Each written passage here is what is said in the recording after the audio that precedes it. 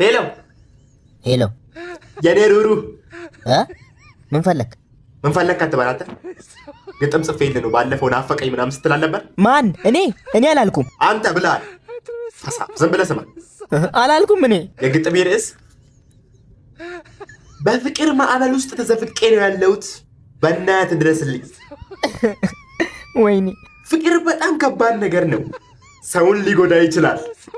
እባክህ ተጠንቀቅ ጓደኛዬ፣ እንዳትሸወድ እባክህ አደራ። ኧረ በእናትህ ቢያንስ ቤት አስመጣው። እሺ ችግር የለውም፣ ይመታል። እልልልልል ይኸው። አይዞህ አታልቅስ፣ ይገባኛል ከባድ ነው፣ ግን በቃ በርታ በእናትህ።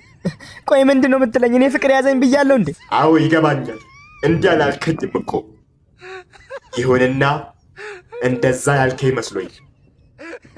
ይሁን እንጂ ተጠንቀቅ እባክህ፣ በፍቅር ማዕበል ውስጥ እንዳትዘፈቅ እባክህ ጓደኛዬ፣ አደራ አደራ።